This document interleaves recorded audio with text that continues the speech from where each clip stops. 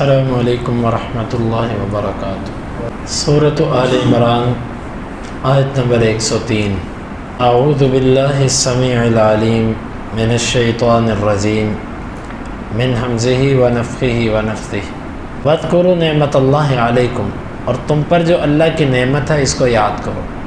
اذ کنتم اعداء فألف بین قلوبکم، جب تم دشمن تھے پس اس نے تمہارے دلوں میں محبت ڈال دی۔ فاصبحتم بنعمتہ اخوانا، تم اس کی نعمت کے ساتھ بھائی بھائی ہو گئے۔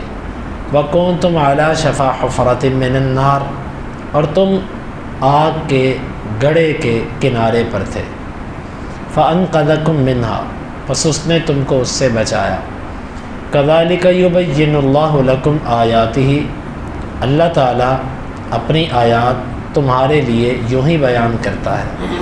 لعلکم تہتدون، تاکہ تم ہدایت پا جاؤ۔ یہ آیت مبارکہ اس وقت اتاری جس وقت اوس اور خزرج آپس کے اندر لڑنے کے لیے تیار ہو گئے تھے۔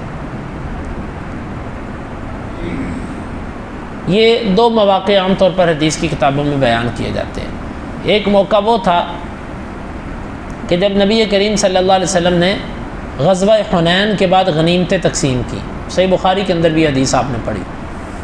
جب آپ نے غنیمتیں تقسیم کی تو آپ نے کچھ لوگوں کو اسلام کے قریب کرنے کے لیے زیادہ دیا، بلکہ آپ نے سارے مال بانٹ دیا ان میں تالیف قلبی کے لیے۔ تو کچھ انصار نے یہ کہا کہ دیکھو یہ کیسی تقسیم ہے، اللہ کے نبی صلی اللہ علیہ وسلم تک یہ باتیں پہنچی، آپ نے بلایا سب کو، آپ نے فرمایا کہ تم یاد کرو اس وقت تم گمراہ تھے، اللہ نے تم کو میری وجہ سے ہدایت دی۔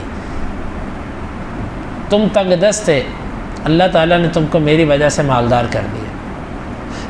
تم آپس کے اندر لڑ رہے تھے، اللہ تعالیٰ نے تم کو میری وجہ سے آپس میں جوڑ دیا۔ آپ نے یہ حدیث مبارکہ سنائی انصار کو اپنی غلطی کا، جو بعض لوگ تھے جنہوں نے یہ بات کہی تھی، سب نے نہیں کہی تھی، ان کو اپنی غلطی کا احساس ہوا، اللہ تعالیٰ نے یہ آیت اتاری۔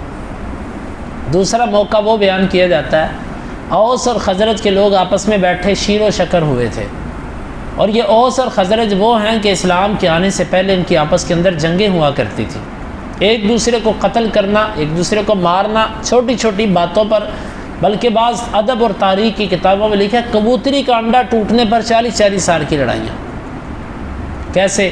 کسی کی اونٹنی نے پتے کھاتے کھاتے ایک درخت سے پتے کھاتے ہوئے ادھر لگے ہوئے گھونسلے کو گرا دیا، جس سے کبوتری کا پڑا انڈا ٹوٹ گیا اس میں، اس پر 40 سال تک لڑائی۔ اتنی جہالت، اتنی خون ریزی، اتنی قتل و غارت، اتنی بدامنی۔ تو ایک یہودی وہاں سے گزرا، اس سے جب اوس اور خزرج کو اکٹھے بیٹھے دیکھا اس سے برداشت نہ ہوا، جس طرح آج مسلمان مل کر بیٹھے یہود و نصارہ کو برداشت نہیں ہے۔ اس نے ایک نوجوان کو کہا کہ جا کر جنگ بعاث کے اندر جو انہوں نے ایک دوسرے کے خلاف شعر کہے تھے نا، تم ذرا ان میں بیٹھ کے وہ شعر پڑھو۔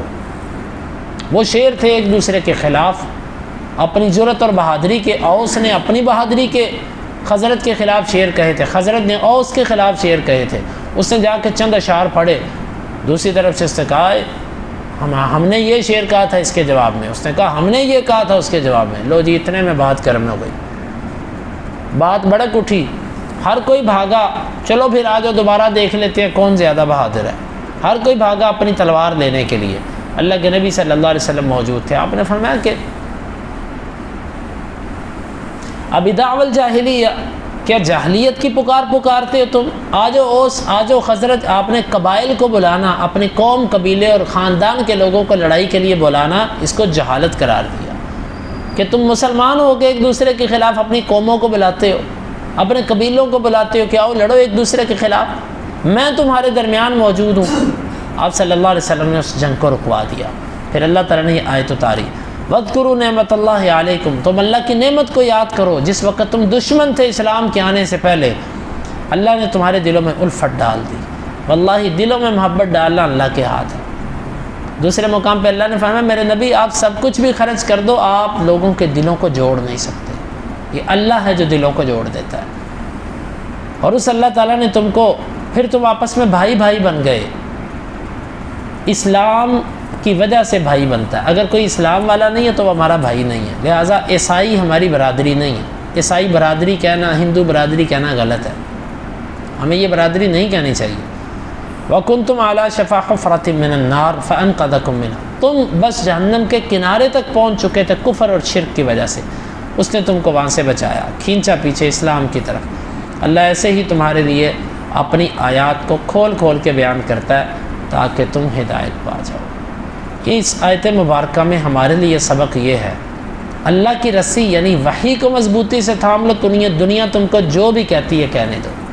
دوسری بات، فرقے میں مت بٹو۔ فرقہ یہ ہے کہ اصل کو مت چھوڑو۔ جب تم نے رسی کو چھوڑ دیا یا رسی کو تو پکڑے رکھا لیکن طریقہ بدل لیا، صحابہ سے ہٹ کر طریقے سے پکڑا، تو بھی تم فرقے میں بٹ گئے۔ اور تیسری چیز، اسلام کی نعمت کو ہمیشہ یاد کرو کہ اسلام کی وجہ سے ہمارے اوپر کتنے انعامات ہوئے۔ واللہ اگر اسلام نہ آتا، نہ جانے ہم ہندوؤں کے بچے ہوتے، ہم سکھوں کے بچے ہوتے، ہم کن کی اولاد ہوتے، ہم کہاں پر بیٹھے ہوتے، کیا کر رہے ہوتے۔ آج آپ سب لوگ اور میں قرآن پر بیٹھے، اللہ کے گھر میں بیٹھے، اللہ کی کتنی بڑی نعمت ہے۔ واللہ اگر یہ نعمت اسلام نہ ہوتی، نہ جانے ہم کسی مندر پہ بیٹھے ہوتے، ہم کسی پتھر کے پاس بیٹھے ہوتے، ہم کسی درخت کے پاس بیٹھے ہوتے، اور جانوروں جیسی ہماری زندگی ہوتی، ہمیں دنیا میں آنے کا شعور ہی نہ ہوتا کہ ہم کس مقصد کے لیے آئے۔ یہ اللہ ہے کہ جس نے ہمیں آج اسلام کی توفیق دی اور قرآن پر بٹھا دیا۔ الحمدللہ علی نعمت الاسلام۔ اللہ تعالیٰ سے دعا ہے اللہ تعالیٰ ہمیں اس آیت مبارکہ کو سمجھنے کی اور عمل کی توفیق عطا فرمائے۔